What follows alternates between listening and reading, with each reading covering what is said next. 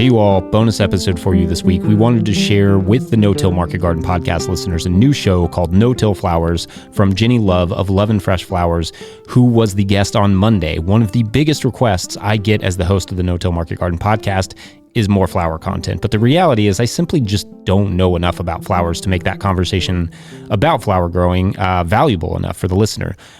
However, when I spoke to Jennie Love this summer for the summer short on living pathways, which you should listen to if you haven't already, she seemed to me the perfect person for the job. So I put it in her ear that we'd love to have her start a podcast on no-till flower production.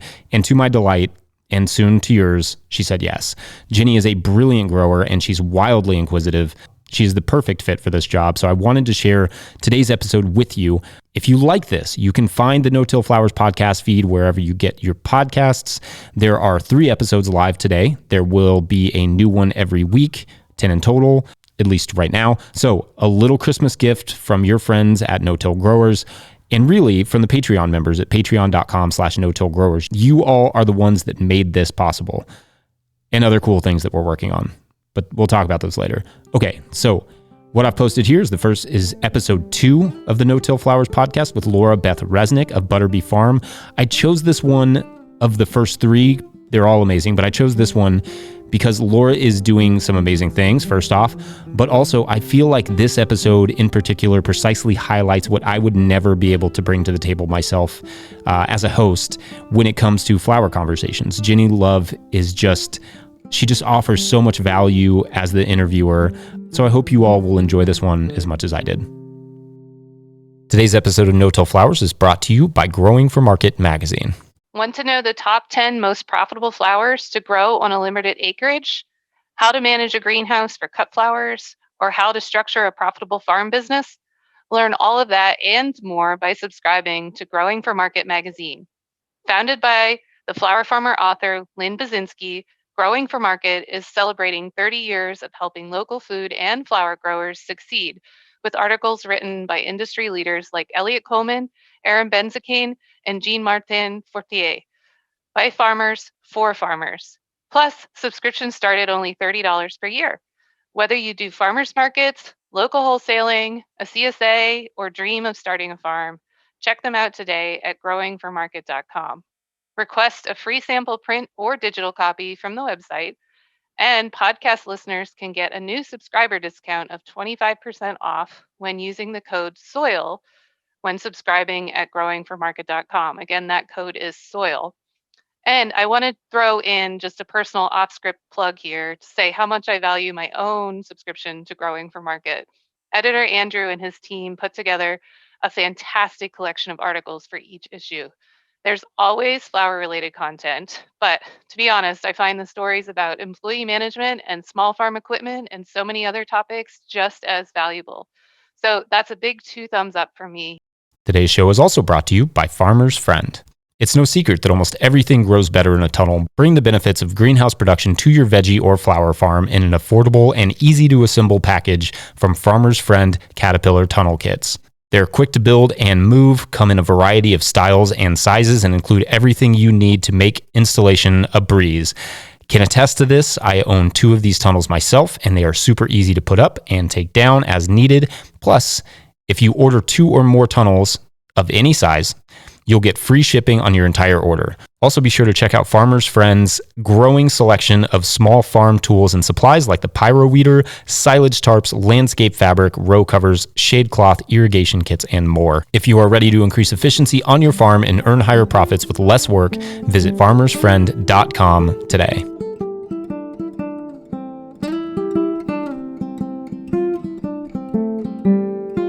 Put in your earbuds, pour a cup of tea, or put on your work gloves. It's time for another episode of the No-Till Flowers podcast. As always, I'm your nerdy host, Jennie Love of Love and Fresh Flowers.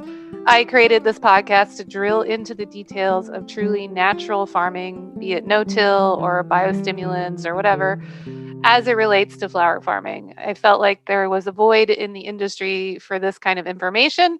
And since I'm in my 3rd season of no-till here on my farm, and I still have lots of questions, I thought this podcast would be a great way for me to ask those questions and hopefully get some good answers from our guests. So let's get started.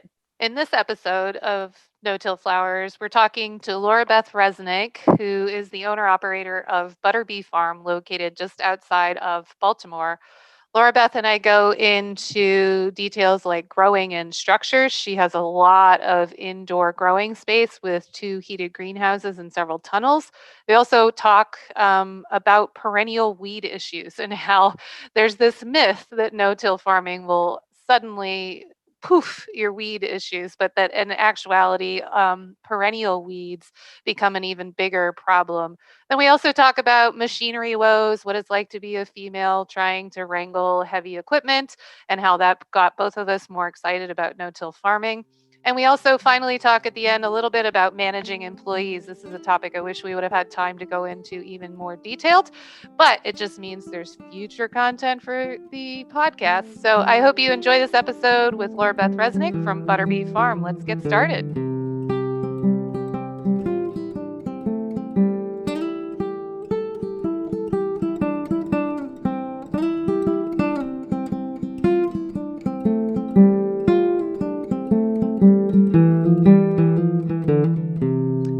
So it's great to have Laura Beth Resnik from Butterbee Farm here today on the podcast to speak about her no-till flowers.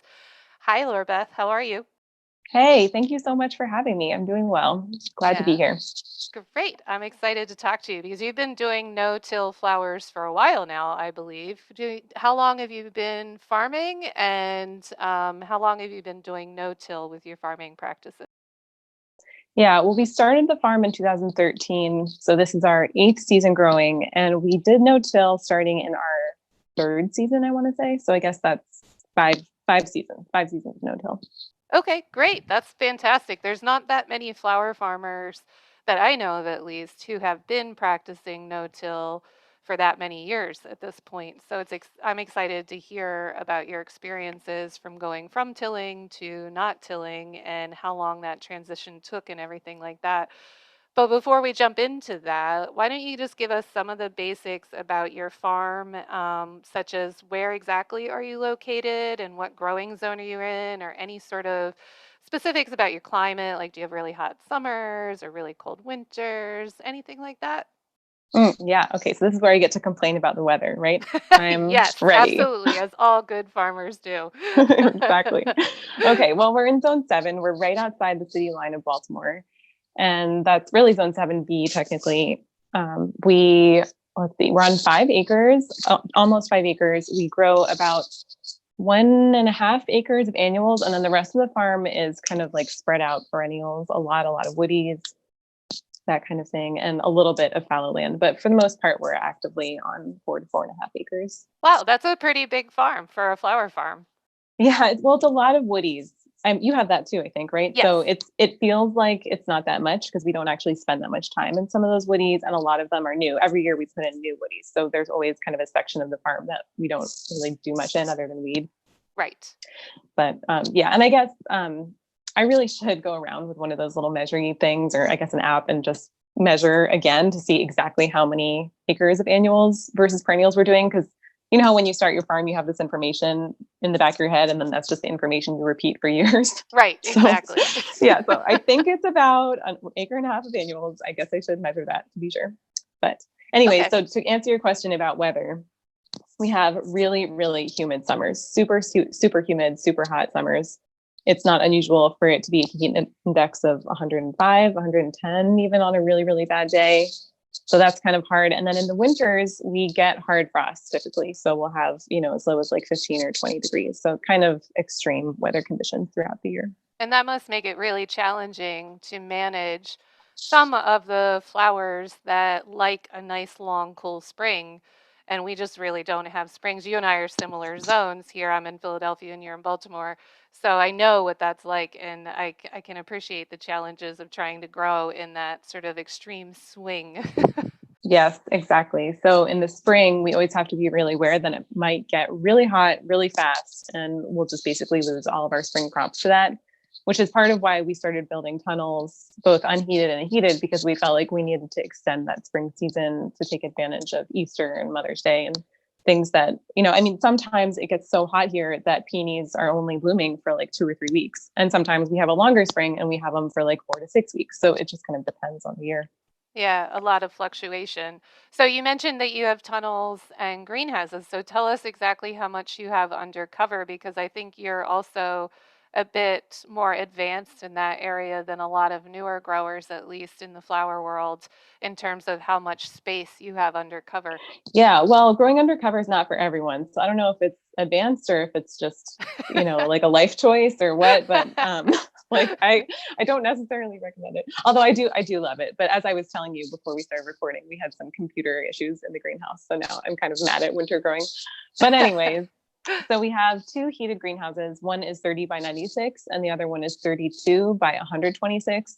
So that one's quite large compared. They both have roof vents and the sides roll up and down. And then we have 3 unheated hoops that are, well, one of them is bigger than the other. They're all 72 feet long. One is 30 feet wide and the other 2 are 21 feet wide. Wow, that is a lot of space under cover. And you're doing that mostly because you're trying to sell to florists primarily. Is that correct? Tell me a little bit about how you do your sales channel. Yeah, so we mostly sell to florists. It has become a bigger percentage of our sales to florists every single year. And this year, especially with the pandemic, it just felt like that was 100% the way to go for us. But basically, we've sort of cultivated a really strong relationship with a handful of florists in our area, and most of our product goes to them. And then we have maybe 100 other people who are on our availability list who might order here and there, maybe not every week, maybe only during wedding season. But the majority of our product really only goes to like 10 or fewer customers. And those are the people who really encouraged us to start growing in the winter because, it's hard to find winter flowers around here. And a lot of our florists are really committed to local. Ellen Frost from Local Color Flowers is one of those people who really championed our winter growing. So it has sort of helped us form stronger bonds and like engender loyalty with our florists when we have things in the winter, because they feel like we're doing this really great thing for them. And then they want to buy even more from us in the summer. Yeah, I can imagine, especially if you can hit the ground running in early spring and have those flowers when maybe other growers in the area are just starting to have maybe, 10 bunches of anemones, but you've already been cranking for a while, so you can actually show up with 20 or 30 bunches of something, even though, the outdoor growers have it in season at the moment, but it's still not in the quantities or the quality that the florists are hoping for. So I can see a major advantage there. Plus, you can probably hit things like Mother's Day. And can you hit Valentine's Day? I guess you do with your heated space. Yeah, we did for the first time this year, actually. It was really fun and crazy and also kind of overwhelming. Like I purposely didn't post on Instagram that we had anything because I knew we'd get inundated with like, well, why can't I get it? Like, where is it Right. from all of our florists? Had to be kind of secretive about how much stuff we had, which is kind of funny. There's And actually... you sell it all still then? Oh, yeah. Well, right. So we've only been winter growing for 2 full winter seasons now. And both seasons, I had to tell the people who were getting our product the earliest, in late January and February, not to tell anyone that they were getting product from us. So that means there's that much demand. So if other people can figure out how to master indoor heated growing, then perhaps there's, and I do think in general for the floral industry and the local flower movement right now, it is so important to master this indoor growing stuff so that we can provide year-round flowers into the marketplace. But I've always had personally a bit of a sort of, I don't want to say a moral hiccup there, but I worry about the sustainability of indoor growing. But that's for another podcast, another time, unless you have a strong retort to that. But I think it's also, we do need to have a local alternative come Valentine's Day in particular, unless we can lobby to get Valentine's Day moved to July, which would be right, which would be amazing. And that's definitely what we should do, 100%. Right. Yeah, exactly. And then do you do any direct to consumer sales, any retail essentially at all, or you're 100% wholesale? We're not 100% wholesale. We do some bulk flowers for people who want to DIY their weddings, but we do not do any design work, and we don't even make bunched bouquets or anything like that. So like every once in a while, a grocery store will reach out to us about doing bouquets, and we're always like, nope, we only sell bulk flowers. You got to make them yourselves. And the reason for that is because we don't want to compete with the florists who we sell to, because that might be a bit of a conflict of interest. So yeah, we really mostly sell to florists, and then we do these bulk DIY flowers for sometimes up to 30-ish or so weddings a year. Wow. And the new retail outlet that we have is a plant sale in the spring that this year, because of COVID, because everyone wanted to have a garden, was crazy bananas. So that was our second year doing it. We're going to do it again next spring as well. And that is direct to consumer, but it's all plants. Okay. So it doesn't compete with the florist then. So you kind of feel like you have a need. Yeah, exactly. We're growing all those seedlings for ourselves anyway. So why not grow a few extra and sell them to the public? Right. Yeah, I've done that here at my farm and it's super popular. I think it's a fantastic spring cash boost for growers who have some space to start a few extra things, or you can even buy in plug trays of stuff you were going to get, say from Farmer Bailey's or Grow and Sell or one of those places. And maybe you can't use the full minimum of trays that they always require. And then you can pot those up and sell them as plant starts to people in your local area, especially when I was first going to farmers markets. I did that as a way to just be able to sort of float the cost of buying a tray of, 218 Lysianthus or whatever when I only wanted 100 of them. So Yeah, that's a great idea. it worked out really, really well. But I should say for the record, at least in Pennsylvania, you're supposed to have a license for selling plants. So before we encourage anybody to start selling plants without the proper documentation. So let me ask you though, Laura Beth, why did you decide to never do any design work? Because that's really, or not, I mean, not even design work, but it sounds like you didn't even try all the typical beginner shots in the dark, so to speak, where most new flower farmers are going to farmers markets or trying to start a CSA or do something where they're at least putting bouquets together. And it sounds like you did you try that ever? Or you just decided straight out of the gate, like, I don't want to design? We did try it for a second. Our first year, we had a tiny little CSA that was, little tiny bunches. And then the second year, we switched our CSA to just bulk flowers in buckets. And we had a CSA for like 3 or 4 years. That was that. It was just bulk flowers in buckets. People designed when they got the flowers home. And then there was a florist who did want mixed bunches from us. I remember doing this like one time. We had no system set up. And at that time, we also didn't have any structures at all. We had a shed. We had no tunnel. We had no barn. We had nowhere to make the bouquets. And I remember it being like really like awkward. We were like, where do we trim the stems? Like, what do we do with the foliage we're stripping? Like, it was just like a lot. We're not ready for it. Yeah. And the bouquets were not pretty. I think there was maybe some borage and paprika yarrow, and it just looked terrible. Oh, wow. But yeah, don't think about it too much. It's not going to go anywhere good. Okay. Yeah. But yeah, so after that, we just kind of felt like it wasn't something we were great at. I think that was the first thing. And then the second thing is, I mentioned Ellen already, but we have this really close relationship, in particular with Ellen from Local Color Flowers. And it became clear almost immediately when we started working with her that we were really good at growing stuff and she was really good at designing stuff. And it seemed kind of redundant for each of us to do the thing the other was doing. Like, better for us to excel in growing the flowers and for Ellen to excel at designing them, and we can collaborate and support each other and help advertise each other. And then, neither of us has to do the work of the thing that we're not very good at. So yeah, that's definitely kind of how that worked out. Yeah, I think I talk about your relationship with Ellen all the time to other new flower farmers whenever they're asking me for advice about how to approach florists. And do I think that florists are really going to want the flowers they're growing? And I think that's your model there with Ellen is so precious and really well streamlined at this point. You guys have been doing this for so many seasons together, and I think it is such a fantastic example of what we can all achieve together with designers. So I love it. I applaud you guys all the time. Oh, thanks. Yeah. Well, yeah. it's, she's amazing. She's really been the one. She's kind of like a mentor and a friend. So I feel like I'm just following her lead. Yeah. But I will say that I've learned a lot about, do you know Brene Brown, the vulnerability lady? No, I don't. Oh my God, Jenny, Brene Brown. She's a queen. I'll look her up. So she's written all these books about vulnerability and leadership and vulnerability in relationships and just basically all these different, I think therapists recommend her work a lot to patients. She's amazing. She's got a podcast, she's got a Netflix show, she's got it all.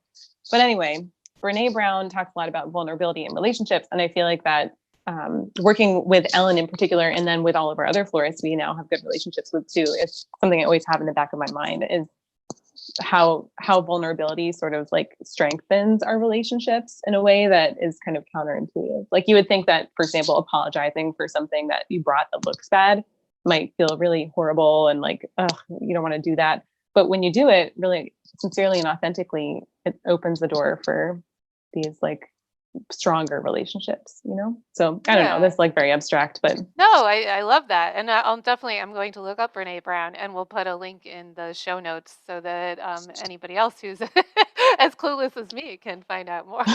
enjoy. Yeah, it sounds fantastic. And I do think I don't know her work as of yet, but I would suspect that maybe it hits upon one of the core challenges I see a lot of new flower growers struggle with is confidence and feeling like they need everything to be perfect before they launch into the world, no doubt for fear of being vulnerable. And I think that's one of the things that we can all really help each other understand and learn as an industry is how to move forward with knowing that things aren't perfect. Nothing in farming is perfect, right? It's always a little bit of a battleground between the yin and the yang and trying to I always like, just tap into the concept of wabi sabi. Everything is Yes, I perfectly love wabi correct. sabi. So at least Yes. that's how I manage my own farm, is knowing that there will be a lot of cracks in the surface, but it's okay because the cracks are where the light gets in, and that's how we all grow one way or the other. So speaking of growing, before we really went down the selling channel before we went to the growing channel, which is what I mostly wanted to tap into, and then we can come back to sales. But before I get off track too much, tell me a little bit more. The land that you're on now, you're renting that land, is that correct? Yes, we lease our land. Okay. And have you ever wanted to own your own land? That's a good way to put it. Have I ever wanted to own it? No, actually, we Okay. never really did. We and my husband and I started the farm a year before I met him. So I think at that time, it just didn't even, it felt so impossible. And I don't recommend this now, but I had this idea at the time that loans and like debt are not good and that I shouldn't have it. So I was always like, well, I don't have money and I don't want to have debt, so I can't buy land. I just can't. So I'm going to lease land and that's going to be my future. And I never really considered any other way about it, you know? Right. So like I said, I don't really recommend that now. Looking back, I think we could have grown our business and had a higher quality product earlier, much earlier, if we had taken out loans to get the equipment that we needed much earlier. So, it's pros and cons, I guess. But anyways, so we lease our land. We found this site that is owned by an old family friend. Actually, we just got very lucky. So like I said, it's in Baltimore County, which is just over, the land we're on is just over the city line. So we're only a 15-minute drive from downtown Baltimore and about a 50-minute drive from downtown DC. So Wow. The markets that we have access to are really, really good, strong markets. So that's been a great plus. And we are actually, this is a little bit scary. You're not going to like this, but we're on a 3-year lease that renews. I know. We actually just renewed it to be 4 years. Yeah. So wow. So wait, it's a little bit frightening. Yeah. So tell me, so I know in the veggie world, people don't mind being on leased land too much because they're usually planting just annual crops and they can kind of pick up the farm and move as needed over each winter. I mean, not that you want to do that, obviously, for soil structure and health and so forth, but it isn't the end of the world to move a small veggie operation, but to move the kind of operation you have with your farm, and in general, I've never wanted to move my farm because of all the perennials that I have. But not only do you have woodies and perennials, but you've got all these structures. So how do you feel confident enough to build that much equity into that land? And I don't know what's right or wrong at all. I'm just curious because I think that's a model that a lot of people haven't explored yet. So it sounds like it's working for you, though. Right now, yeah, it's definitely scary. I'm not going to lie. I mean, there's no really great confidence. I don't have great confidence in us being here until we retire, which is what we'd like to do. So, I mean, just because you never know what will happen. On the other hand, we have the best possible situation with our landlords. We work for them. We're the groundskeepers for the property. So we live in the groundskeeper's house as part of our job. So we're very established here. They kind of need us to take care of the property. And the two groundskeepers who worked for them before were both here on the property for 30 years each. And everyone in the family is very proud of that. So we feel like we're in the best possible scenario we could be to lease land. And then there are some sort of like safety clauses in the lease. So we have a 4-year lease. And if they want to ask us to leave, they have to give us a full year to exit, which is really helpful for us because we do have all these structures. So it would probably take some time to figure out how to move them. Yeah. But when we built the greenhouses, we did some math, we did some math and did some projections to see how quickly we felt we could start making a profit on the greenhouses, given how long our lease is, because like we didn't want to build a greenhouse if it would take us 10 years to make a profit. That doesn't make any sense because we might have to leave before that. Yeah. Right. So we were like, all right, we can make the money back that we spent building the greenhouse within 2 years. And after that, we're making significant profits. And so that felt worth it. Okay. Yeah. No, that makes sense. I mean, you might as well. And then if you had to move the greenhouse, that doesn't sound like much fun at all, but at least you would, it is possible. Oh, yeah. Yeah. Cool. And so let's talk a little bit more about your no-till practices in particular, because this podcast is supposed to be all about exploring natural ways of growing and working with nature and not against it, not trying to bully nature into doing what you want it to do, but working with the natural flow of things. So you said you started out tilling, but then you moved to no-till. So you tell me, A, why you started with tillage, and then B, why did you make the transition? Yeah, well, we started tilling because we didn't know any better. I had worked on some organic vegetable farms up and down the East Coast before I started my own farm, and everybody I was working for used big tractors. So that was what I was going to do. And we started farming on this property with almost no equipment. I mean, I think we literally had like 2 shovels and like some buckets and a shed that we hauled from my parents' house that was like half falling down. And those were all the tools that we had. So we started, quote, tilling with shovels, which isn't really tilling, but we had like 20 friends come out and help us literally break sod with shovels, just like build beds using shovels. Wow. It was terrible. It didn't really work. It was fine, but I'm never going back there. Right. And then one day we looked up from our work and Mr. Bill, who was the groundskeeper on this property before us, had left this little red rototiller by our shed. Later, he said it was because he felt bad for us because he saw us out here with shovels and was like, this is not okay. So he bought a used little rototiller from a friend. It was like the sweetest thing ever.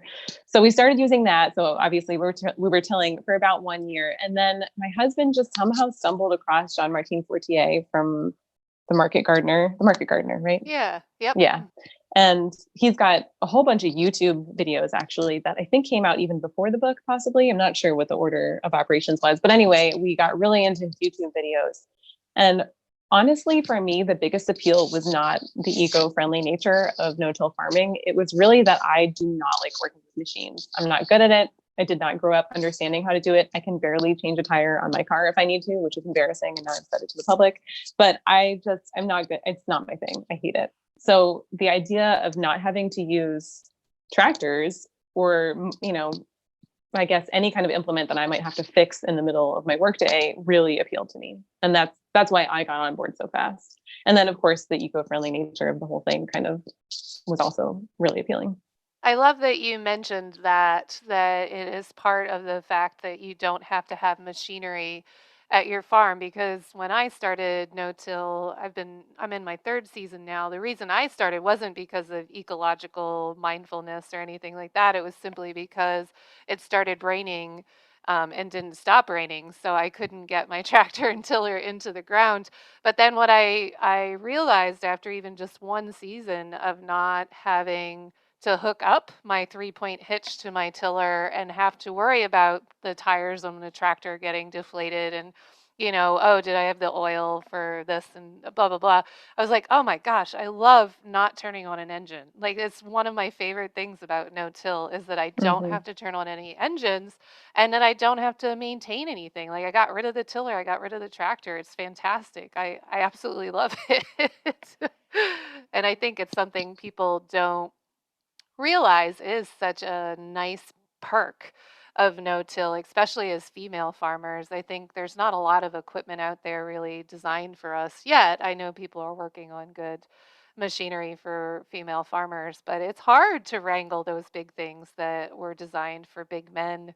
And it's nice that no-till flower farming in particular is so perfectly situated for female farmers, I feel like. Do you feel that way too? Oh, 100%. And in addition to feeling like it's just better for my body not to be working with big tractors, also something that I've come across a lot in the process of building greenhouses and tunnels is that a lot of the companies where I'm buying the equipment from, the greenhouse structure, the plastic, the computers, all those things are run by men who are used to working with men. And I have experienced too much misogyny when trying Yes. to approach these companies to give them my business. And I feel it's the same way in the farming world with, people who sell tractors or people who fix tractors. I mean, I'm sure a lot of them are great and not misogynistic at all, but in my experience, it hasn't been great. And I just don't want to deal with it. I'd rather be self-sufficient and not have to go to those people at all. Yeah, So I that's another totally pro. agree. Even just getting like my lawnmower fixed is a hassle because you go into the shop and it's all guys and they assume that I know nothing about anything, basically, which I actually do know. I know how to change my own oil and I know how to put a chain on and all of these things, but there's things that I can't fix myself, and I just get really tired of that sort of attitude that comes with trying to be a woman in a machinery world. So I hear you. I hear you loud and clear. So. Yep. Yep. So, all right. So that was one of the reasons you started no-till. And then did you transition the farm all at once to no-till, or was it a slow process? It was pretty much overnight. We watched all the videos. We were like, all we need to get is a whole bunch of tarps. And it would really help to buy a BCS walk behind. I realized we just spent a long time talking about how much we hate machinery, but we did actually buy the BCS tractor. And I do love it. I really do. That is a very female friendly machine. I mean, you don't have to have a BCS tractor to do no-till at all. It was more that we really wanted to grow in raised beds, and not the raised beds that have some kind of container, but actually just mounded beds. So we felt like having a rotary plow where we could flip up the soil onto the bed to raise them up would be kind of important. So we wouldn't have to be doing all that work with shovels. With shovels, yeah. Yeah, exactly. So what we did is we bought some silage sharps, we bought rock bags, and we have a ton of rocks on the farm. So that was no problem at all. And then we bought the BCS and we went from there. So why did you decide on mounded beds, though? Yeah, well, cut flowers really like to have dry feet. I'm a chronic underwaterer, and I have found that like my ideas about how much water plants need is not really true. Like one year, like you said, maybe it was the same year we're talking about, it rained like every 2018. day. Yes. Yeah. 2018, it rained Yeah. every day forever. It was terrible. Yep. We never had dry clothes. I'm sure it was the same for you. But yeah, but that year our dahlias did just fine with all that water. And I was like, oh my gosh, we should be watering our dahlias more. So the idea of flowers needing dry feet was something I had in my head. And I think it is true that they really like a lot of good drainage. But anyway, that was kind of like the inspiration for, oh yeah. And then also Jean-Martin Fortier just like really recommends it. And we wanted to do everything he was doing. Okay, gotcha. Yeah, I started with mounded beds in my perennials section, but then it was such a pain in the butt to make the mounded beds that I stopped doing them, and the rest of my farm is just straight flat in the ground. And I've really noticed no difference between the two formats. So I'm always curious when somebody says they're still doing, not that you're still doing mounded beds, but not that one way or the other is better, but I always like to hear the logic for why. Yeah. Choose to go to the extra work of mounding their beds. And the reason I did it, yeah, I did it too for the same reason everybody always said they need dry feet. But I in the flatbeds, I don't see any difference. I think it's about drainage in general, and as long as you have decently draining soil, then it's fine as far as I can tell. But Yeah, I think that's absolutely true. The one other thing, and maybe it wouldn't matter, but your farm is super flat. At least that's how it yeah, looked when I it is. came. Yeah. So I don't know if you remember, but our farm is on a super slope. Like all That's of our true. tunnels look like they're about to slip down into a ravine. They're on such a slant. So we also felt like having the raised beds would help with sort of guiding the water down the hill in a way that we actually wanted it to go. Okay. Oh, that's good to know. Yeah. And so how is it? Is no-till really helpful that you're on a slope? That sounds like that. I didn't even think about it. I know that your farm is very sloped, and I hadn't really thought about how, employing no-till probably really helps ease erosion and also just makes it easier to work in the space versus taking in a tractor or something. Yes, exactly. Right. So there are some parts of our farm where it's really scary to be even using the BCS, let alone a riding tractor. So yeah, it's really nice not to have to deal with that. The BCS we do take into the field a fair amount, but we don't remake our beds every year. Like they are not super high raised beds. Like we kind of raise them once, and then every 3 years we go back and we'll flip the soil up. But the implement that we do use on a regular basis in the field is a flail mower, and that is pretty on the BCS, pretty easy to maneuver on the crazy slope that we have. So yeah, I really like using the flail, and it's actually I want to talk to you about this because I think do you have a flail mower? I do not. I use a mulching push mower. Okay, so when your beds are done, what are you doing to flip the bed? Are you pulling all the plant material out, or are you? Nope, Okay, yeah. What are you doing? we run the mulching mower over it. If it's so right now we're literally as you and I are recording this podcast, my crew is flipping dahlias where the frost came and the dahlias are done, and now we need to put the dahlias to bed. And so what we do is run the mulching mower over it if they're not too big. If they're too big, then we have to use loppers or something to cut them down at the base. But generally speaking, any beds that we're flipping, if the plant material can go through a mulching push mower, we just mulch push mow. If it can't go through that, then we cut the plants at the base with snips or pruners or whatever. And then if we want to reuse the bed right away, we take the plant material off the bed and put it on the compost pile. But a lot of times we'll just put a tarp over it and let it break down.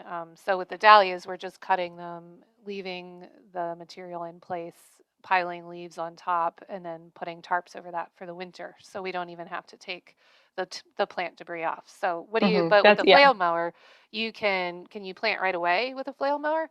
No, I think it sounds to me like the flail and your push mower are the same. Like they do the same thing. Well, the reason I like the flail as opposed to just a regular mower that's not a mulching mower is that it leaves the plant material right in the bed, which is what we want, right? Right. Yeah. So I think they do the same thing basically. So wait, okay. So it's super nitty gritty Dahlia question though. Yeah. So yeah, this is my first year officially overwintering dahlias. We did a trial last year and it was awesome, and like forever we're going to do that. But I was talking to Mima from Urban Buds about it, and she was saying that maybe I should consider not leaving the dahlia foliage in the beds because dahlias tend to have a lot of disease issues. Have you had any problems with that?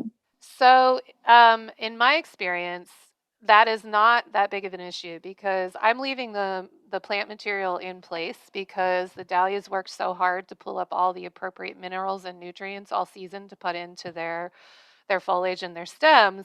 By removing that from the planting bed, I'm denying them all the hard work that they did. You know, it's sort of like a king going in and taking the straw from the serf farmers or whatever. But also for me, my dahlias do not get diseases anymore. And what's beautiful about that is because they are perennialized and they're no-till. And maybe at some point I should do a dahlia no-till podcast. But my dahlias have been in the ground for 5 years without being disturbed, and as a result each year they have just gotten stronger and healthier. So even this year, which was an absolute disaster of a dahlia year, was it bad for you guys down there too because of the heat? No, opposite. We had the best dahlia year we've ever had. Okay. Wait, why was it bad for you? What happened? Because we got a freeze on Mother's Day here at my farm. Oh, okay, and it totally blackened the new growth. And because my dahlias come up early in the year, my dahlias are already about a foot tall or higher by Mother's Day. So that we lost a lot of growth because of that. And then we went into an incredibly long, humid, sustained hot summer. So dahlias do not want to grow over 85 degrees. So that was pretty much our whole summer this year. Yeah, right. Yeah, we had the same summer too. That's interesting. Yeah. So the difference for us was that we had a terrible cucumber beetle year last year, and we try not to spray anything at all in the field. We just kind of we're like, we'll spray organic stuff in the tunnels, but we're not going to do it in the field. But last year we lost more than half of our crop to cucumber beetle, and it was devastating. Yeah, it was terrible. So then this year I was like, I'm ready to go. I got my Pyganic, like I'm going to do it if I have to. And then there were no cucumber beetles. So we had like an amazing dahlia year. Well, the reason you're not seeing cucumber beetles is because and they were in the ground last year, right? The ones that you're talking about? Yeah. Yes. So I have noticed that cucumber beetles just kind of disappear. once you perennialize dahlias. It's phenomenal. That The is so only weird. the only time I have cucumber beetles anymore is in the late fall, the very late fall. So right before frost, there'll be like a final flush, I guess, another generation of cucumber beetles. And they come into the dahlias then because the dahlias are losing their life force, so to speak, and they're getting weaker.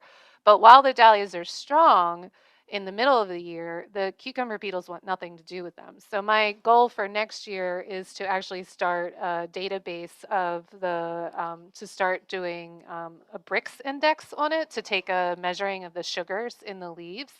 Oh, And cool. I think that what's happening is, it's been noted. I learned this through the No-Till podcast with Jesse, that at a certain Brix level, beetles don't want to eat the plant. So once the sugar content is high enough in the plant, and the sugar content meaning that the plant is just photosynthesizing at a great rate, it's healthy, it's happy, it's got everything that it needs, Hmm. then beetles aren't interested in them, and a lot of pests aren't interested in them. And that's what I've seen most, absolutely the most of in my dahlias. I'm trying to get the rest of my field to that space, that sort of healthy, happy ecosystem space. But my dahlias are the ones that have been no-till for the longest by default, because I just don't dig them. And they are phenomenal. We just don't have any pests. We don't have any diseases in there. And that's why, to go back to the original query, was that should we leave the plant material in the beds? Well, my plant material is super healthy. So there's nothing that I'm Right. worried about dropping into the bed and letting fester there. Yeah. Okay. That's a good tip. And then I also feel pretty strongly too that the ecology of letting the plant material, and then we pile on leaves and straw over top of that. We also add amendments and so forth, and then tarp. I think the ecology that's in the soil there over the winter is so strong and so healthy, that it's really combating some of the weaker disease issues. Obviously, something like crown gall, you're not solving that no matter what you do. You just have to keep an eye out for that. But in terms of things like powdery mildew or so on and so forth, I don't think they're going to hang out with that ecology for that long. And Okay. I've also started using Korean natural farming amendments and sprays to the beds. So that really helps a lot too in terms of diseases. So, Oh, you definitely need to do a podcast about that. okay. I wish All I right. could talk about that, but I don't even know what you're saying. So I'll Well, just listen to that one. wait, you're in luck. Denise and Tony Getz from Bear Mountain Flowers Yes. they're doing a whole podcast about KNF with me. Like, I'm interviewing them for Oh, I can't wait. KNF. So tune in for that. That's good stuff. Yeah. So, but what I wanted to know maybe most from you, because I know you've been doing this for so long and you're in the same zone as I am, when you were talking about bed prep a little earlier, what tell me more about your bed prep in terms of, I feel like you're really good at direct seeding and getting things started in the field. And this is only my third season with no-till, and I feel like I'm still sort of sputtering a little bit in terms of, if we do transplants, it's no problem out into the beds. But I'm wondering if it is that I'm only in my third season and I need a little bit more of that no-till goodness, coming through. Maybe next year will be really churning. Or is it something that you're doing there with your beds, that you're able to do a good job direct seeding? And how are you direct seeding? So tell me more about your bed prep. Okay. Yeah, well, I feel like we don't actually direct seed that many things. We do all of our cool flowers direct seeded, of course, and then we'll do amaranth direct seeded. That's pretty much the only thing. Oh, and saponaria, I guess, in the summer.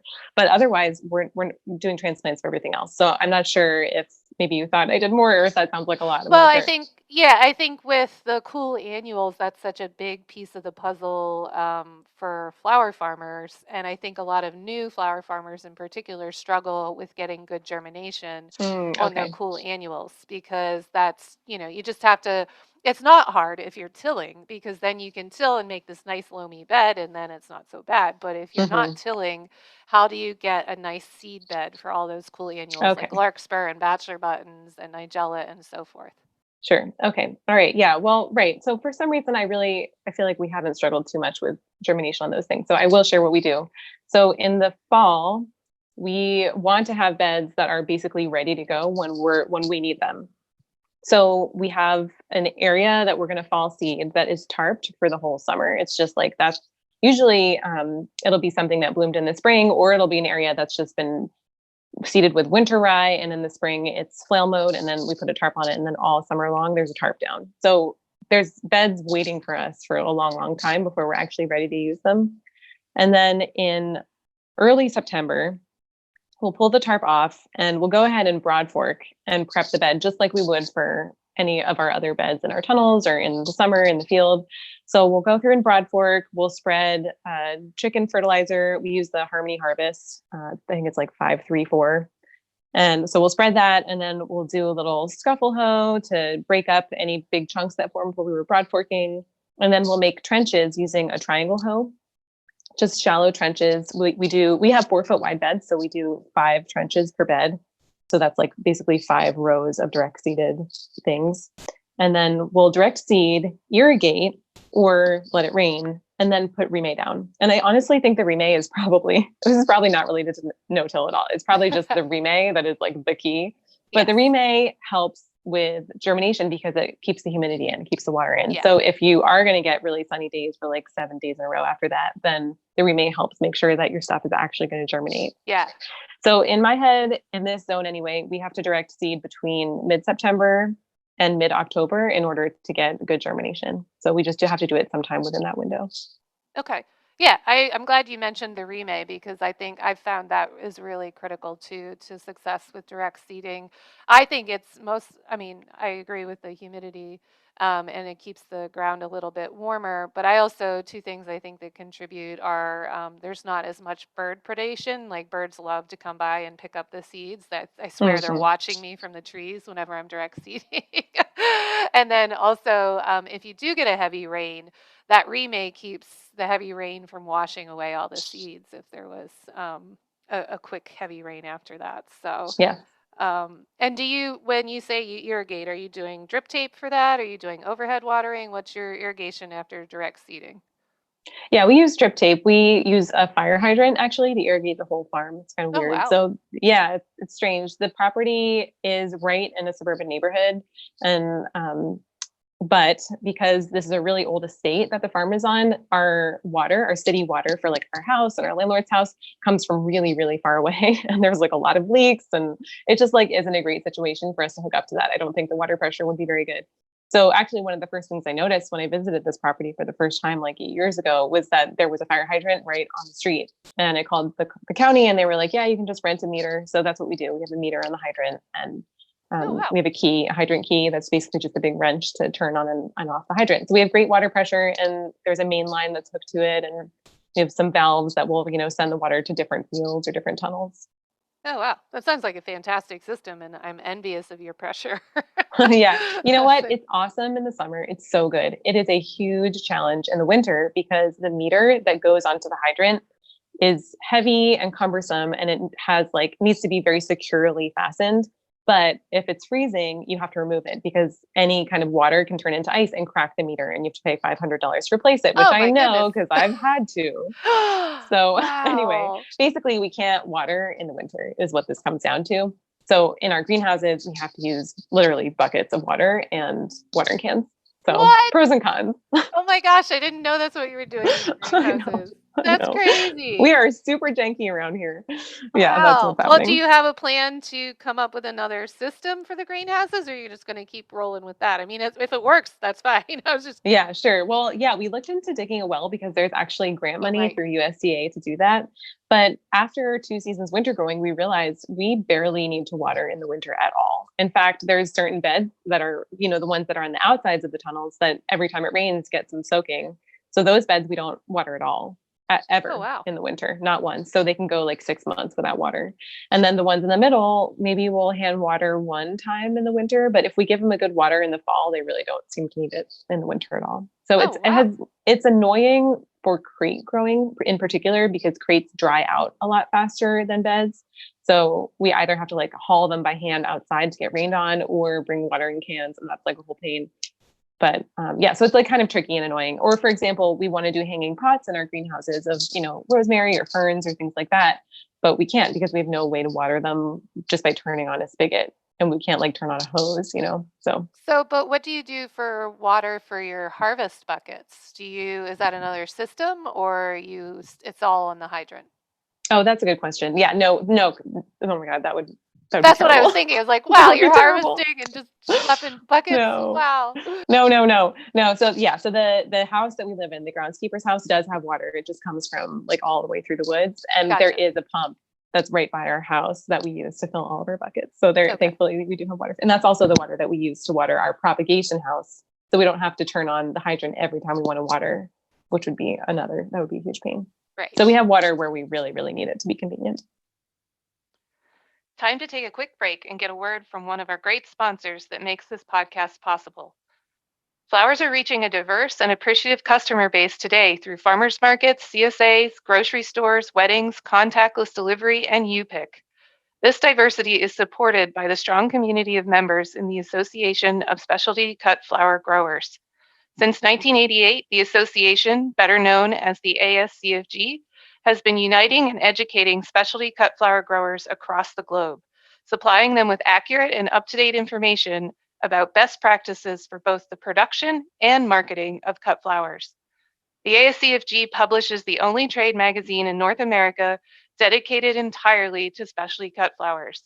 It also produces a host of classes and conferences on topics ranging from floral design to irrigation. The connections made with growers through an ASCFG membership are priceless. My own flower business would not be where it is today without the generous mentorship of fellow ASCFG members. Visit ascfg.org to learn more about all the great benefits of becoming a member. Mention No Till Flowers when joining and receive a $50 discount on a new membership. All right, let's get back to this great conversation and dig even deeper. Yeah, I feel like water is one of those things that we flower farmers need to talk about more than veggie farmers or so forth, because I think one of the things that a lot of newer flower farmers don't realize is it's not just about irrigation water, but I think we actually go through more water here at my farm just filling buckets for harvesting than we do for anything else. Oh, for sure. All kinds of things. During hairy ball season, we have to spray down hairy balls after harvest because they're covered in that weird goo, So like, right. Yeah, we use water for everything. Yeah. And I think it's something people need to think about if they're going to start a flower farm. Really, water is so critical, so much more critical than starting a veggie garden or something like that. I mean, without being able to fill buckets of water quickly and efficiently, because every bucket takes at least a gallon of water in terms of a harvest bucket. Some more or less depending on what you're working with. But if you have to schlep that water very far, or if you've got low water pressure, you're going to just be spending forever just trying to get enough water to just filling buckets. Yep. Right. So something to remember, kids who are yes, out there exactly. listening. So let's talk a little. Wait. Can I tell you a mistake that I made with cool flowers? I love mistakes. Let's talk about mistakes. Let's so this is the first time we ever did this, and I will never do it again. Okay. But just because of the way we are trying to rotate our fields, because of some issues we were having with flooding and other things, we needed to direct seed our cool flowers in the same place where we had cool flowers this spring. So basically the spring flowers were mowed, tarped, and then we direct seeded right into those same beds in the fall. We rotated what crops were going in. So like we had larkspur where the bupleurum was and bupleurum where the larkspur was, like that kind of thing. But what happened was those things had reseeded so well and so strongly and effectively that now we have basically a carpet of bupleurum where there's supposed to be larkspur. Yeah, and vice versa. No. And it's like, we don't know what to do because like normally we don't thin our cool flowers because we've direct seeded them in such a way that they're thinned how we want them to be thinned. Like normally we don't do any of that. Right. So now we're like, well, we have to thin them because they're going to outcompete each other and be tiny and wimpy, and that's no good. Or like, I don't know. I think we're just going to have to do it. It's going to take like 20,000 hours. That sounds horrible. But what I'm wondering is there an interesting silver lining to learn here? I don't know. I guess you'd have to do this as an experiment over and over. But is that a way to just sort of perennialize cool annuals, to like do what you did on purpose? Instead of sowing new seeds, you just let let the last flush of larkspur, say, go to seed, and then Right. tarp it, and then just pull the tarp off, and voila, you have a Yeah. stand of Well, right. larkspur.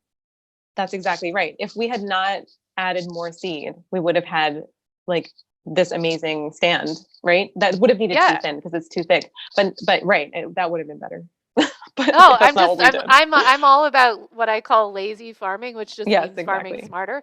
And so I think that that's a really interesting idea, which I might have to try purposefully next year, because it's Yeah, try something it that you out. couldn't achieve in a tillage system necessarily without, I mean, maybe it would kind of work in a tillage system, Probably but not as yeah. well. But the way Yeah. you're doing it with the no-till, that kind of, and you're smothering out weeds all season during the summer. So Right. all you got to do is just take the tarp off, and there you go. Let it rain. I know. Yeah. Oh, I love I'm it. so frustrated. Oh, and I should add, we actually did broad fork too. So even though we broad forked and like scuffled and added fertilizer, Yeah. those seeds still It came up still beautifully. worked.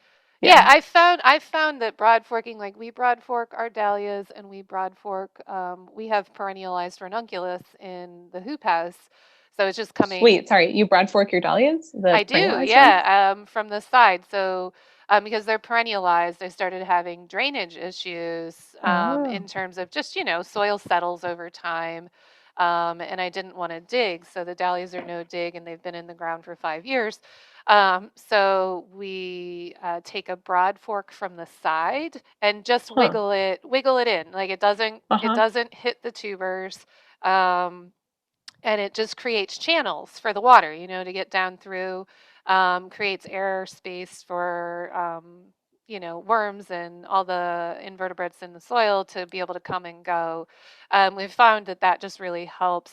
A lot of people think that over time, dahlias, if left in the ground, will suffocate themselves, in the way that, like perennials that grow too dense and tightly. And I'm starting, I mean, again, my whole farm is an experiment in many ways for me, which I love. It's one of my favorite things about farming, is that you just sit and observe nature, and then work with her instead of against her. So for whatever reason, everybody's always said you must dig your dahlias and you must remove the foliage and all these things, to which I'm finding is not true. And so I was realizing that I don't think the dahlias smother themselves out. I think what happens is the soil gets too settled, not even compacted. Like, I think we should stop using the word compacted, because I think that leads people to think of only driving a tractor over something or walking on something, and that causes compaction. My beds are not compacted, they're just settled. And so when soil settles, then the air isn't flowing as well and the drainage isn't as good. So by just inserting a broad fork in there and wiggling it around a little bit, that opens up air spaces in the soil again. So that That's really seems to interesting. be really helping with their long-term health. So yeah.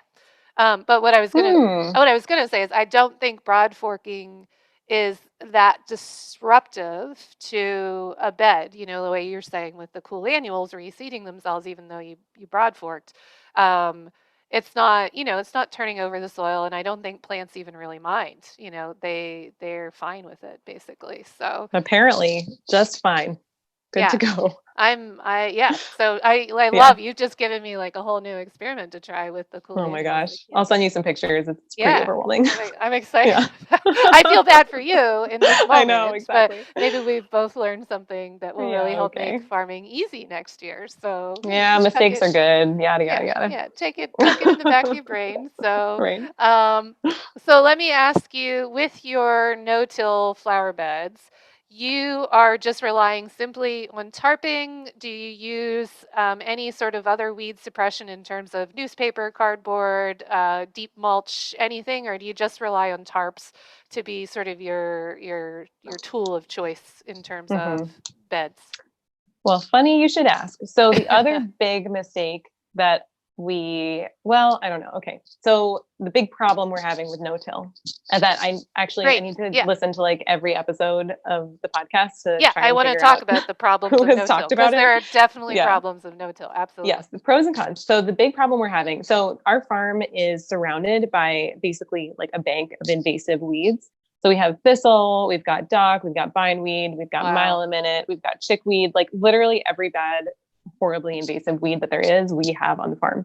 And so when that bank of invasives for acres around the farm flowers, there's really nothing we can do about the seeds landing on our farm except to make sure we've mulched well, right? And like covered everything, which we did not do well in our first years of farming and continue to struggle with just because, time and life and farming is hard and whatever. Right.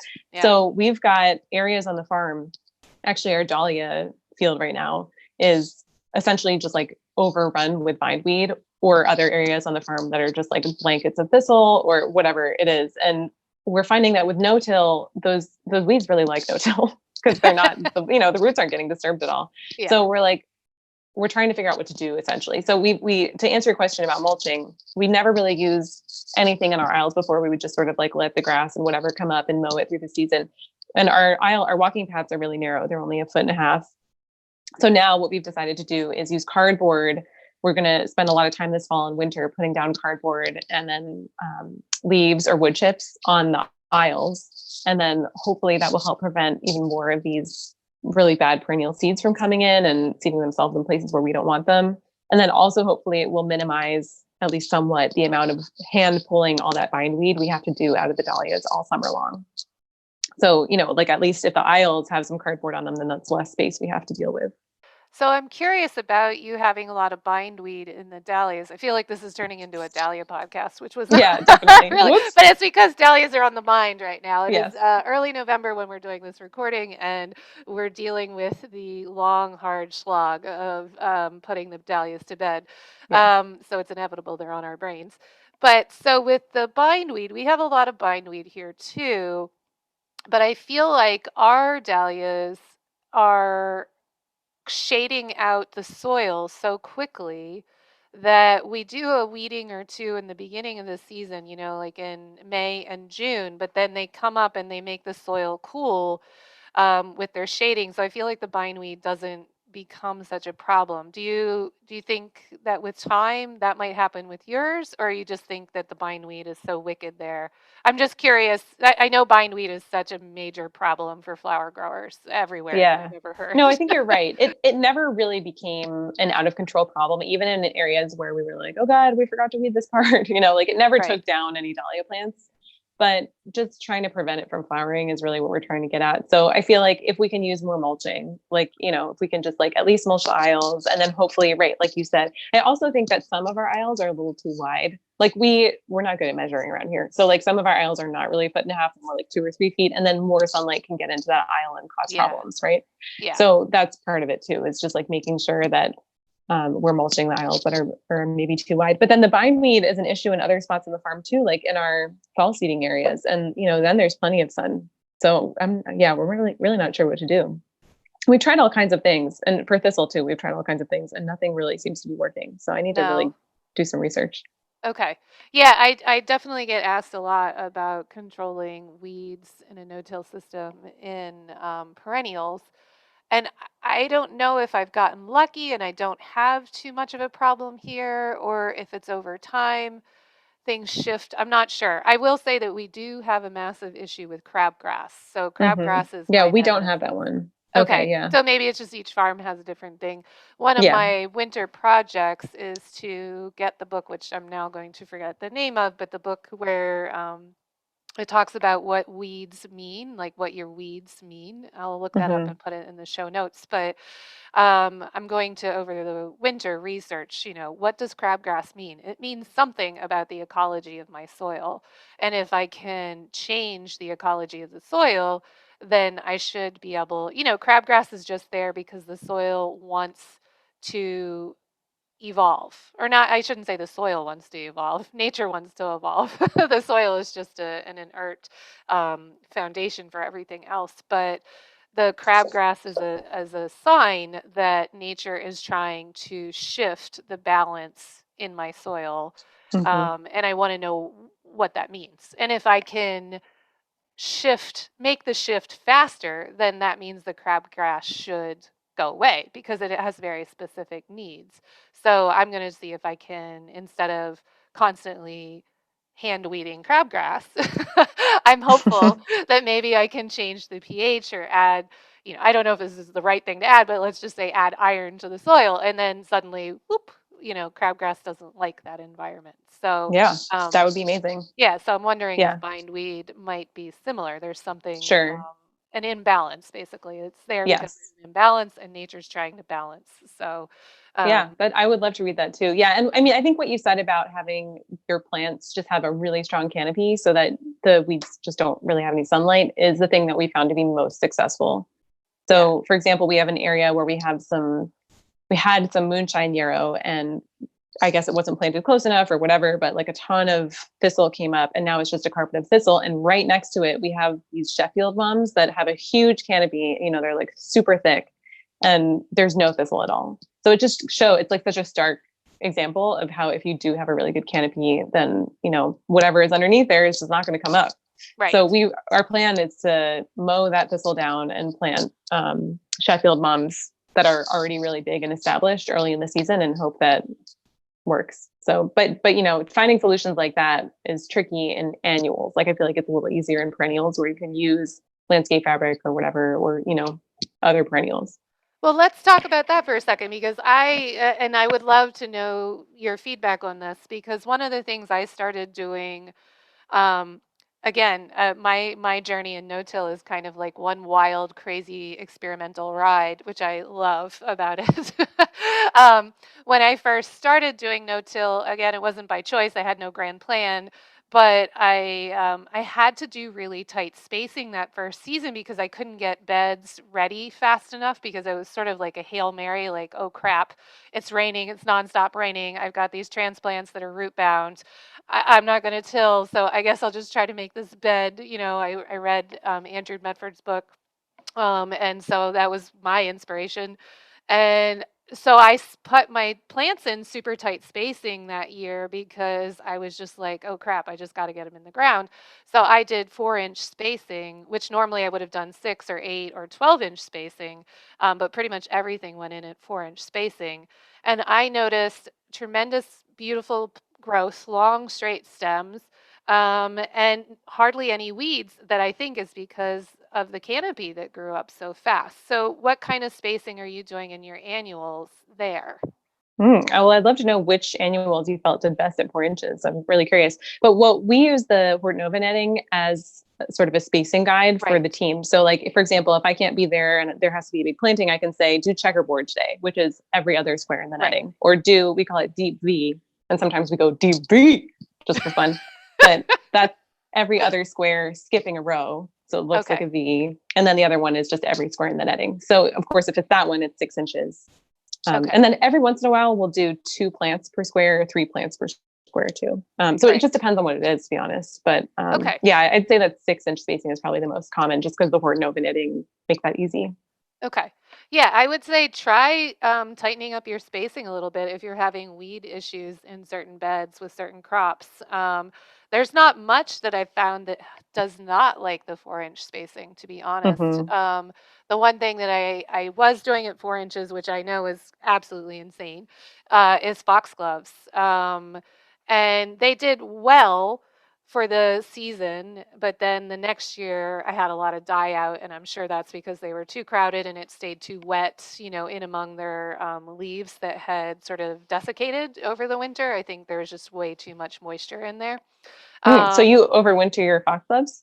So yeah, we just grow them as annuals, but I guess we don't have oh to, no, do you we? can do the biennial varieties. And we actually plant them in the fall and then have early spring blooms as a result. So Right. We do that, but are you perennializing them for years or? with the Dalmatians, we not for years, so for 2 years. So Oh, okay, I see. So then they would bloom in the spring yep, and then stay stay in there, all and then year and then come back again the next spring and then we just for one more. Okay, yep, yep. got So it. they technically have a 2 years worth of bloom in them if you let Got them, it. but you have to take care of them too. You have to feed them well and weed them well.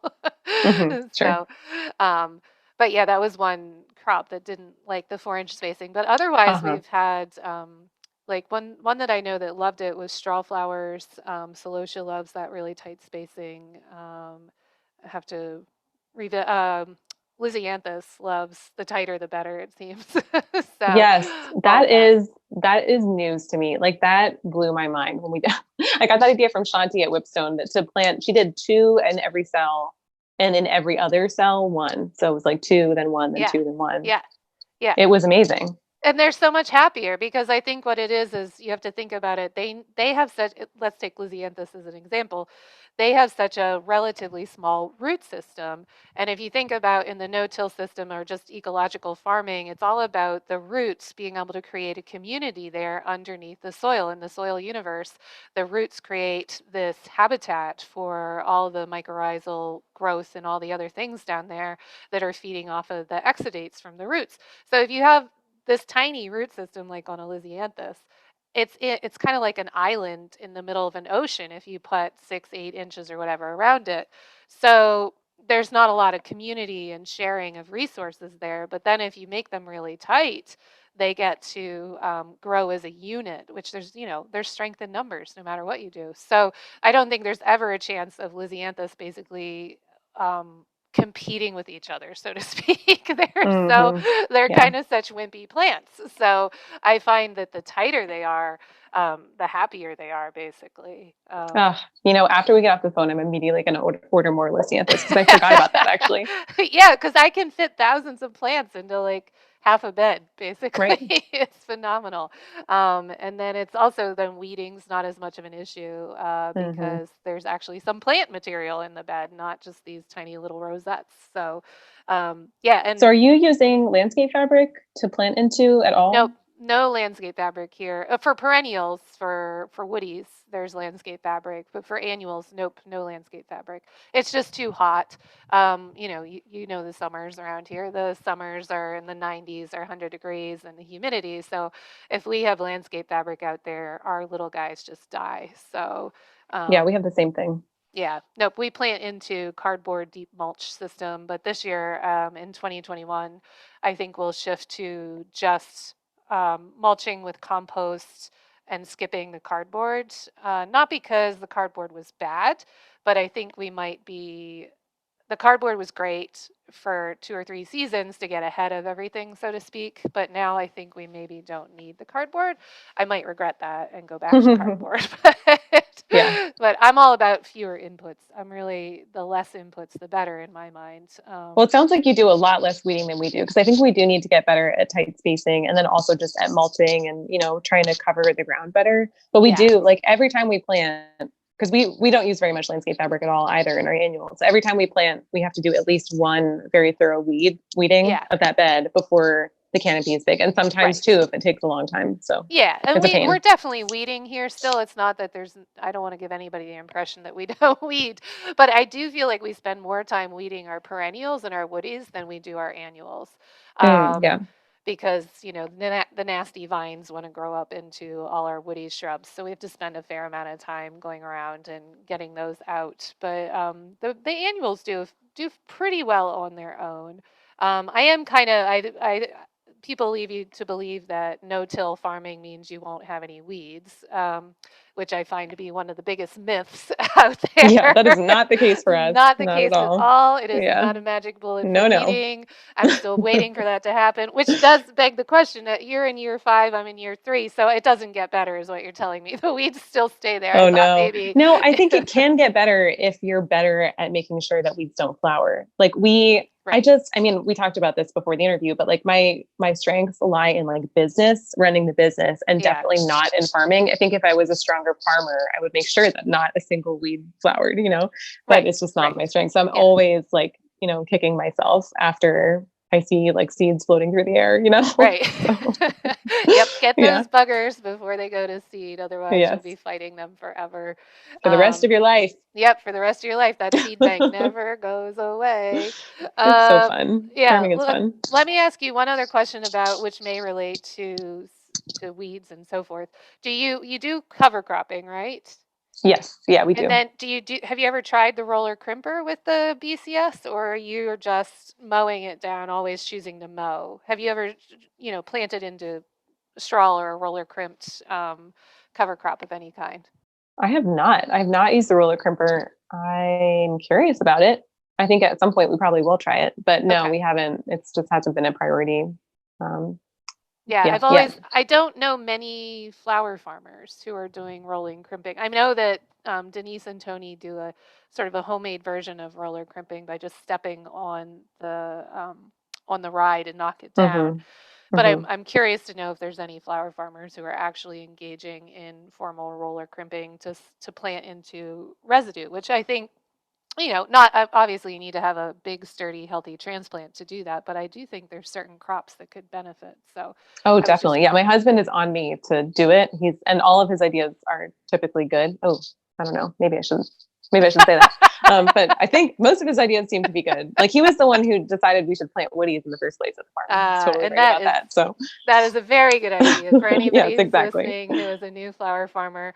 Get your woodies planted as soon as possible. You've got both me and Laura Beth saying Yes. that is a really good idea. Woodies are the best. It's such a backbone to my operation, and I know it is to yours. That is Yes. really just how you get to the point where you're really professional and you've got volume. It's so hard to get enough volume if you're just doing annuals because you're always waiting for them to come to production. But if you've got woodies, they're there. I mean, of course, it takes 3 to 5 years for them to come to production, but but once you've got them, definitely an investment. yeah, once you've got them, Yeah. they're great. So let's. I'll ramble all day, as I know you would too. So we'll try to stay a little bit on track here before the end of the podcast.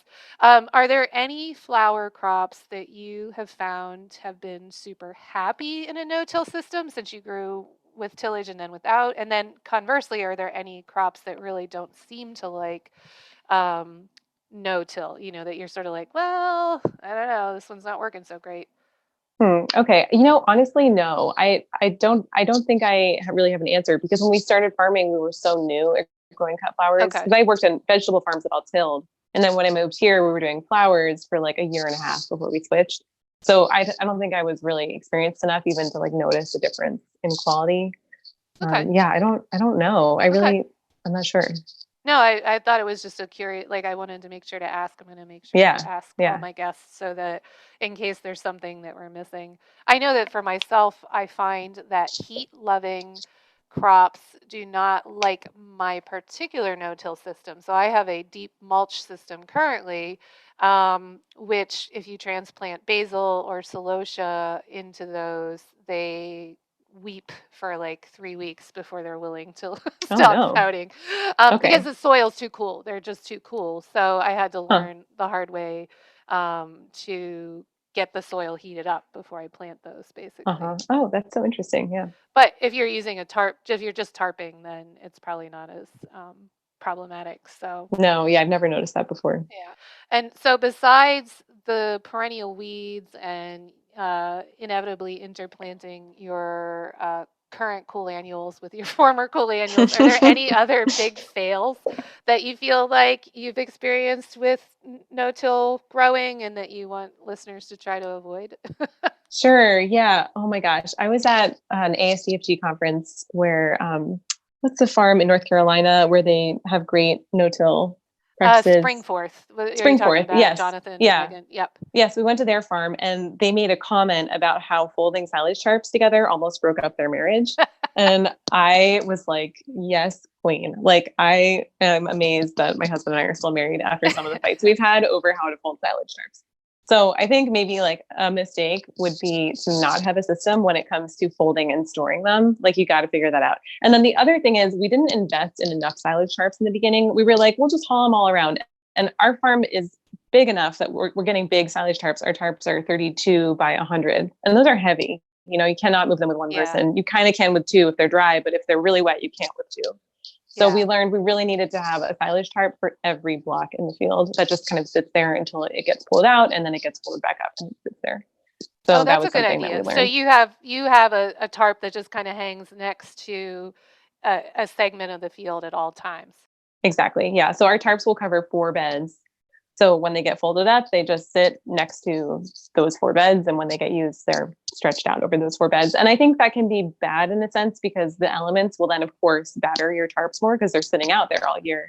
But you're saving yourself a lot of time and energy and heartache moving them around. So we typically get like 3 years out of our tarps before we need to recycle them or whatever, wherever they go. So, Yeah, and I think yeah. from personal experience hauling tarps around, I'd rather save my back. A back surgery is a lot more expensive than a Yes, silage exactly. tire. And there is a So, place that recycles plastics like that. We actually, this is our first winter taking it there, but there's a place in Pennsylvania that does it apparently. So we're going to try that, and that'll make us feel better about leaving it out in the field all year. right. Yeah. Yeah. And here at my farm, I use old billboards actually as my tarps. So it makes me feel a little bit better about how I'm sort of recycling by using them. So, Yeah, you gave me two of those, by the way, and oh, we use them that's right. all the Yeah. time in the Oh, greenhouses. good. So thank you. Yeah. Yeah. Yeah. Definitely. Hmm. Um, one other question I wanted to ask you, since I'm not sure how many people I'm going to be talking to on the podcast will have indoor growing space. Do you treat your beds inside as no-till as well, or do you need to turn that soil? No, so our greenhouse beds are probably like the highest form of our farming. Like we treat them the best. We're the most careful with them. They get the compost every year. Like those are the beds that we really treat like they're queens. So Okay. those are no-till as well, but they're much thicker layers of compost and they're way more weed free because we just, we know we have to spend a lot more time in there to get the value out of these expensive spaces. So yeah, still no-till. Okay. Okay. Great. Perfect. And then one final topic I wanted to dive into briefly with you is because I know you've got a good handle on employee management and just trying to generally get a crew that's tight and motivated and experienced. So tell me a couple pointers, tell me and listeners a couple pointers about how to run a good crew at your farm. Oh man, I definitely could talk about this all day long.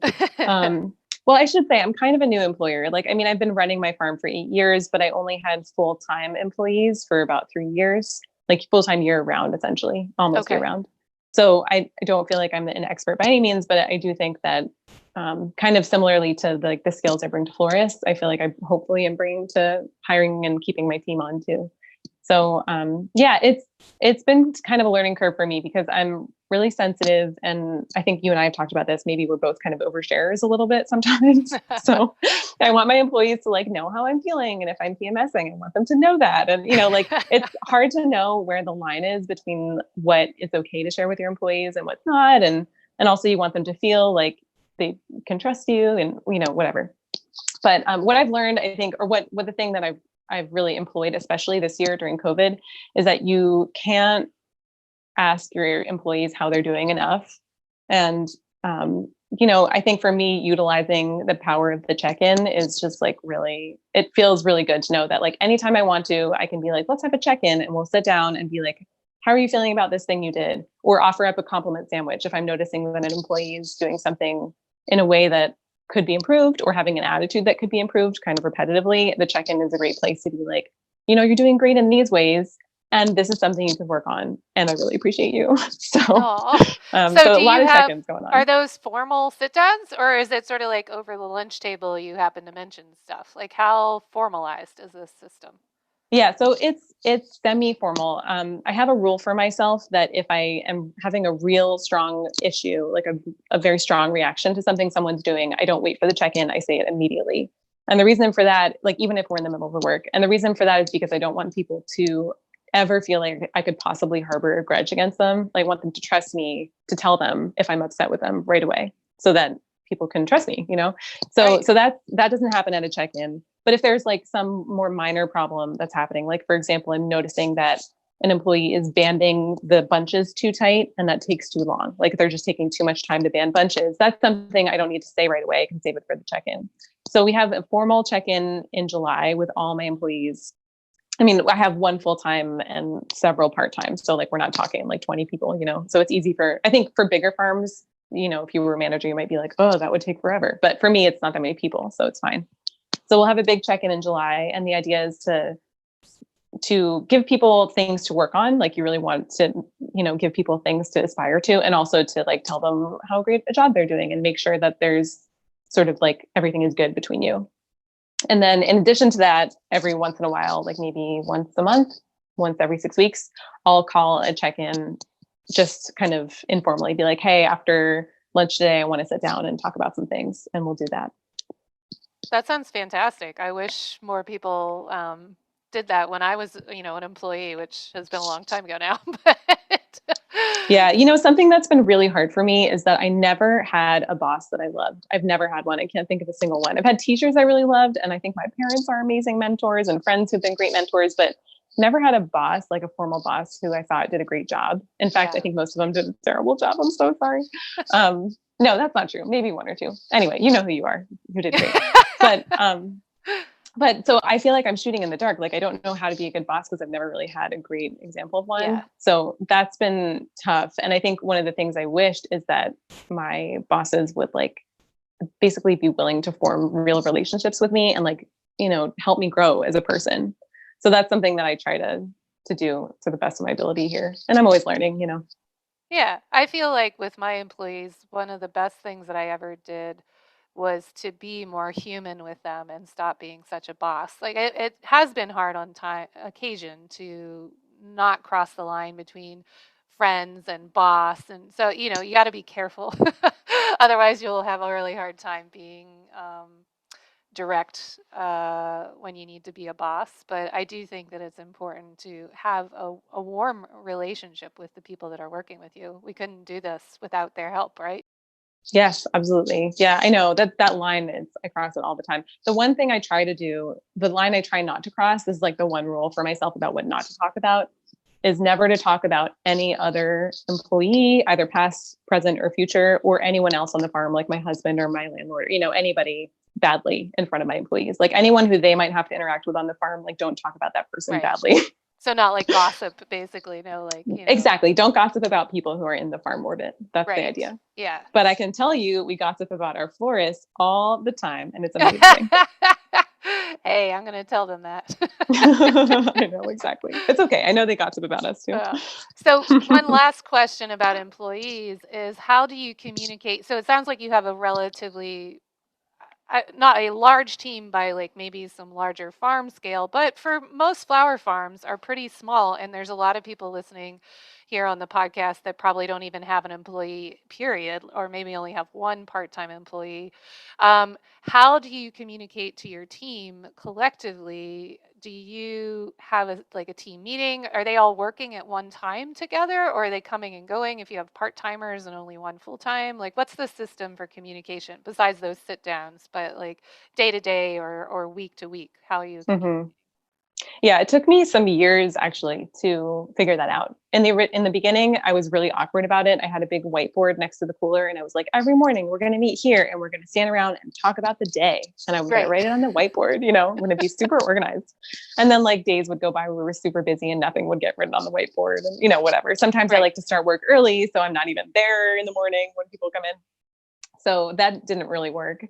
In the end, what happened was we kind of fell into this rhythm of what happens every morning. So now when people come into work, they know exactly what to do. And if something's going to be weird, I'll just text them and be like, hey, I'm going to be out in the field early so you guys can fill buckets. Or like, I've already filled buckets, meet me by the truck or whatever it is. Okay. And then I have a harvest list for each person, and they cut what's on their list and call me if they have any questions. And my dad always says, inspect, don't expect. So go inspect what people are doing instead of expecting that they'll do it perfectly. So I like to kind of, even though I'm harvesting, go over and check and just make sure that their bunch size is what I want it to be or their quality is what I want it to be. Oh, cool. I like that saying, inspect instead of expect. That's my dad. But that's very handy. I like it a It's lot. really good. I like it too. And you know what? It's become really helpful in communicating to whoever is my manager at the time. Right now it's Liz, to help her sort of like, inspect and expect when she's team leader. So like if I'm out and she has to manage essentially her friends or her coworkers on the farm, to just remind her to check in with them a lot, it's helpful to have that little catchphrase. And she does great. I find that as I have an all-female crew, and I think maybe you do too. It's hard for women to check in on women in that way, in a supervisor way. We tend to want to be very nurturing and supportive, and so it can feel really hard to say anything critical. So that's one thing I've struggled with, and I notice my employees struggle with. If they see one, they're on a crew for the day and they see somebody doing something wrong and they know it's wrong, they'll never say anything because they always are just feeling really anxious about saying anything. So we've had to really it's work tough. as a team to make it okay to say, hey, this is not negative. This is just, I want to show you, I know that this is a better way to do this, Yes. And utilize that compliment sandwich as much as you need to I all love the the time. compliment sandwich. Wait, for the Sometimes I'll record, even say, for everybody listening, do you want to explain the compliment sandwich? oh, yes, absolutely. Yes. A compliment sandwich is when you might give someone some constructive criticism in the middle of two compliments. So, I might say to my husband, you're doing such a great job helping me on the farm. I really appreciate all the little things you do behind the scenes. And it would be really great if you could like step up with all these greenhouse issues we're having. And I love you. That is a delicious That's a compliment sandwich. sandwich. Exactly. And sometimes if I'm feeling like I just need to get it out, I'll be like, okay, I have a compliment sandwich for you. Are you ready? And whoever it is will be like, okay. And then I lay it out. So, well, one of the things I think is important in there is that you use the word and instead of but, which I find people listen for words like but or however, and that's a trigger for them to think, oh, something bad's coming after you said, I love you, but I'm breaking up with you. Yeah, but, exactly. I think that one of the keys to a compliment sandwich is using the word and or some sort of positive link instead of setting them up for like that tense moment of, okay, what's wrong? Right. Yes, that does help a lot. That's true. I could remember that more too as well. Yeah.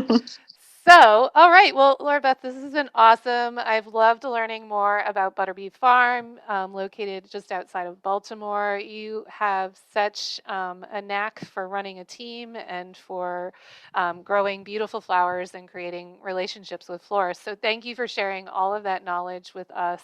I can't wait for listeners to hear everything that you had to share. You're a wealth font of wisdom. So, any final? Thanks, Jenny. Oh, you're welcome. Any final words of advice? Maybe something that somebody told you when you were a new grower that's always stuck with you, and you're glad that they told you that.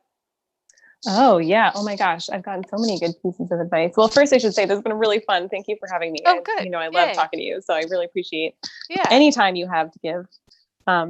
Let's see, what's a good thing? I don't know. I mean, I think one thing that has been really helpful recently is to just remember that it'll be okay. Like no matter what happens, like if it's a terrible rain, if there's like even, God forbid, a tornado, if there's a pandemic, like it'll be okay. You'll figure it out. You're smart, you'll figure it out. So it's just something to remember. Right. Resiliency. Yeah, it'll be fine.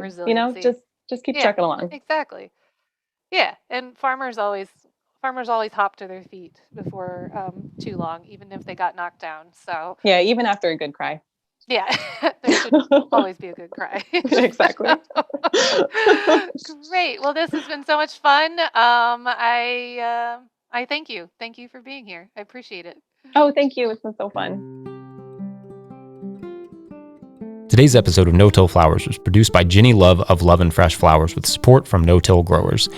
Special thank you to Nikolai Fox for the theme music, at Nikolai Fox on Instagram. Thank you to the Patreon supporters at patreon.com/no-till-growers for making this show possible. Please subscribe to this podcast wherever you are getting it and leave a review. That always helps us out. Thank you for listening, and we'll see you in the next episode of No-Till Flowers.